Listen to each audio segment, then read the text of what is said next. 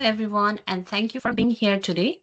Our topic for this session is should self driving cars be allowed on the street of Toronto? With rapid changes in technology, this question has sparked strong opinions, concerns, and hopes from the different people across the city. So today we're bringing together voices from various backgrounds to talk openly about the challenges and possibilities of introducing the autonomous vehicle in our transportation system. So this goal is to understand the different perspective, look at the risk, the benefits, and how this could impact daily life in our city. So we'll have a discussion where everyone gets the chance to speak, ask questions, and respond respectfully. So let's get started by introducing ourselves. Hello everyone, I'm Kopila Gaiju and I work as a transportation system engineer and my background is in designing and analyzing the road infrastructure and traffic operations. So in today's discussion, I will be majorly focusing on whether the Toronto's current road network and the traffic conditions are more suitable for safely introducing the autonomous vehicles. Especially when it comes to the challenges like weather, signage, and the pedestrian behavior. Hi everyone, I'm Dr. Molika Munakarmi. I work at Toronto General Hospital as an emergency physician.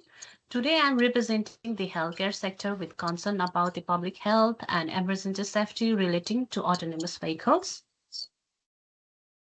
Hello everyone, I am Constable C with the Toronto Police Service. As a first responder, I will be discussing enforcement, safety, and emergency management issues related to these vehicles. Hi, I'm Bhavna, the project manager leading the implementations of Toronto Autonomous Vehicle Pilot Program. So, as a program steward, I'm responsible for aligning this project with long-term value, sustainability, and community goals. Hi everyone, I am Susmita Paudel. I work as a city planner for this project and I am focusing on how safe driving car will actually fit into the Toronto daily life. So it's not just about technology, it's about making sure like these vehicles work safety with pedestrians, cyclists and the public spaces. So our goal is to make the city more accessible and future ready without losing the sign of a real people need. Okay, so thank you all. So now let's just dip into the discussion, and we appreciate honest feedback to ensure the pilot is designed ethically, inclusively, and with the right risk mitigations. So, Dr. Malika, would you like to start? Sure. From a health system perspective, I'm concerned about how this car will respond in emergencies. So, if a passenger collapses inside the vehicle or there's a collision, who calls 911? Can these vehicles make critical decisions without human judgment? That's the valid concern, Malika.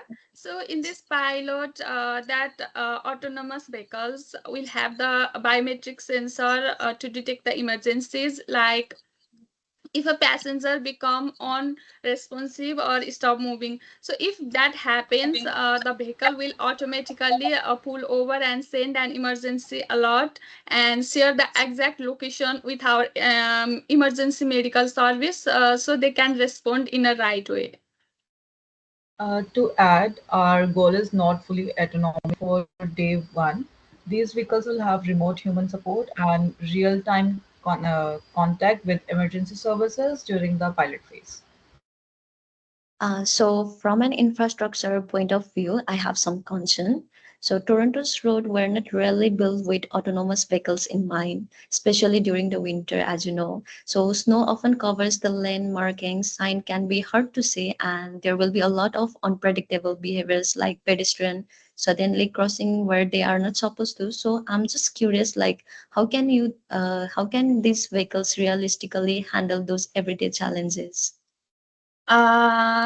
We have picked some specific areas for the pilot, mostly will map downtown sport and some selected residential route. So these area are getting extra upgrade like the clear road marker and the sensors to help the autonomous vehicles operate safety. So we are also staying away from the route that are tricky, like place with lots of road issues or heavy snow problems. And we want to keep the things safe and manageable for the first phase. Plus, on top of this, the autonomous vehicles have advanced sensors like lidar, radar, and 360-degree cameras, so which can often see better than humans. However, we will taking a careful and gradual approach in this, and if any area doesn't perform well in the real world conditions, we will remove it from the pilot to keep things safe and reliable. It's a great idea. From the Yeah. policing perspective, enforcement and liability are key concerns. If an autonomous vehicle learns a red light or is involved in a hit and run, who will hold the responsible? There's no driver to question. And what happens if a vehicle malfunctions or starts acting strangely? How do we stop it? Great question. So, in this pilot, every autonomous vehicle is monitored remotely by a trained human operator as well. So, if something abnormal occurs, say erratic driving or an obstacles, operators can override or stop the vehicle immediately. So, the vehicle also logs all decision making data securely, including timestamps, surroundings, and air responses as well. Yes, and on a legal side, we are already working with the provenance to figure out the rules around the accountability. So for this pilot, the liability is with the technology operator, not like with the passenger. So in a long run, we are planning to align our laws with the global safety standards for the autonomous vehicles. But for now, the tech provider is fully responsible. Last, I really appreciate the effort towards integrating the biometric sensors and emergency alert system, but I still think public awareness and training are essential. What if bystanders see someone in distress in self-driving car and don't know how to help? So we need a signage, a public instruction, maybe even a mobile app interface that allows the intervention or alerts. That's a great point, Malika. We are actually developing a like public-facing autonomous vehicle support app, and we will include like basic first aid prompts and real-time vehicle status as well. So we will take care of your suggestion to ensure bystanders' instructions are visible and easy to understand. And adding to this, I would like to emphasize that the infrastructure adaptation is not a one-time change, as you know, and it needs the continuous monitoring. And the autonomous vehicles may perform well now, but the construction zones, weather damage, or the seasonal change may affect the reliability. So I would like to suggest establishing the adaptive feedback loop between these systems and the city maintenance. Exactly, Kopila. So the city planning isn't like something about just state and forget. So we are actually working on setting of a smart intersection that can send the real-time update to the autonomous vehicles.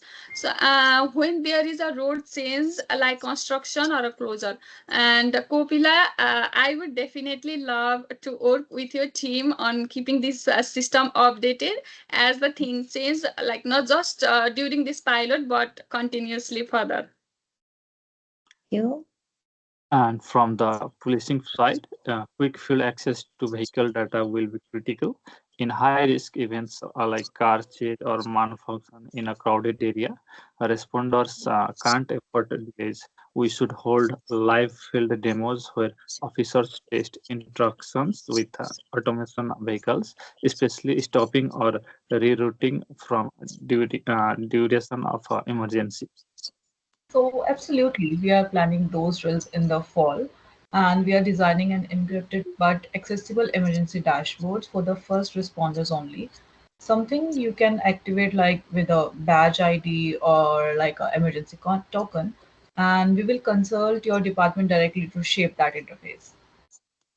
And also, I want to mention the mental health side, like for elderly or vulnerable people, sitting in the vehicle with no human drivers might create anxiety. So, have we concern including the optional virtual assistants or the tele support? Actually, Malika, we are looking into that. So that is city planning with the accessibility teams to make sure like everyone feels comfortable using these autonomous vehicles. Each car will have a 2-way screen, so the passenger can talk in a real person anytime if they feel anxious or if they need help. And we are also thinking about the design, like keeping the inside calm and stress free with the soft lighting, also the clear voice guidance and the minimal noise too. And just one more thing, we need to be careful with the how the data is used because the things like GPS, passenger informations, or even the health data are so sensitive. And how can we make sure it's not misused? Can you say that?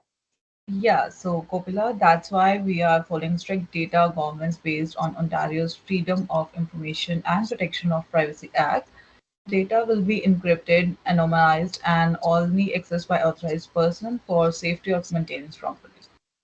Okay. Great. And finally, let's remember to build public trust. There's skepticism out there. People think it's just a robot talking over. We need education campaigns that show the human oversight behind every system. Exactly, Srijan. So it's really about improving lives, not replacing the people. So we need to make that super clear to the public. So these autonomous vehicles are meant to help make transportation safer, more accessible, and fair for everyone, not just like some tech experiment. That's nice. So thank you everyone for your insights are very essential for this project. So that concludes our today's discussion.